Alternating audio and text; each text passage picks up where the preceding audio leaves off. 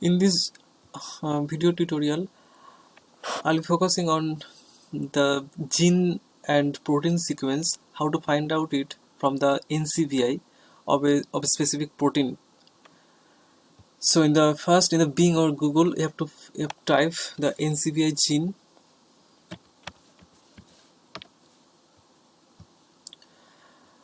and this one, first one, the, the home page, and here is the gene option, and also as well as you can go to the nucleotide, both are same, no problem.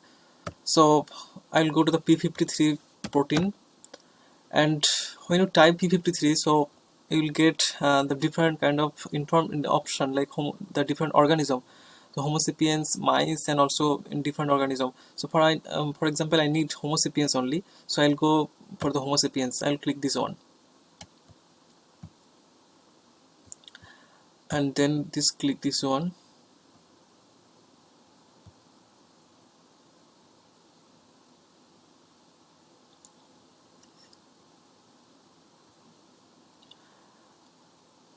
and it brings you to the another page, and that is showing different kind of information. And in this page, in the summary sections, you will get some basic information, and the function and other pathways related matter in this part about this protein.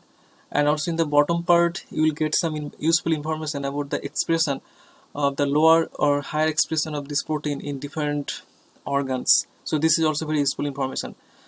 And if you need only the gene sequence, so you have to go to the directly click to the gene bank,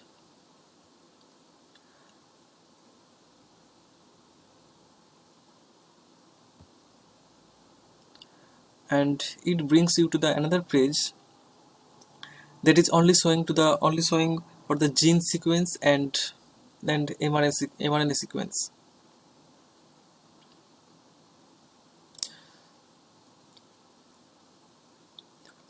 So this page basically, this is actually different paper. This we see, this is actually the different publications. So so this is, so from this publication actually they submitted it in the ncbi, and here the different mRNA part and different cds part are mentioned here, and also the gene sequence. So you see here, this the bottom part, this is the most bottom part is the gene sequence. So this is the dna sequence. So from 1 to 19,000, so more than 19 kb of this gene. This is very big actually, this gene. And beside that you will get this kind of information about the protein sequence. And this gene actually, this is not only the intron or exon, this is the both together, intron and exon part.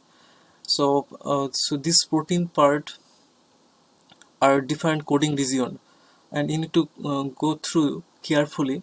And if you read carefully this part, then you will find something that which region is responsible for which coding region.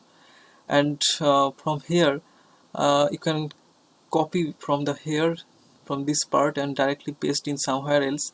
And you can use also this for the alignment or any plasmid generation part. For that you have to copy this, and like this, and you can get the copy option here. And if you need only the mRNA sequence, so there is no mRNA sequence in this page. So this is the protein ID. See the protein ID. If you click the protein ID, so it brings you to the another page that is only for the protein sequence. But you have to, if you go for the mRNA sequence, so you have to find out the transcription ID. So there are something is written transcription ID. You see the transcript ID. So you have to click this one, and then it brings you to the another page that is only specifically for the mRNA sequence. So this page is only basically for the mRNA sequence.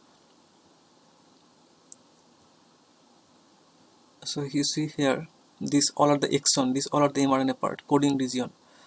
So translation, so this is the protein, but this is the mRNA sequence. These whole are mRNA sequence.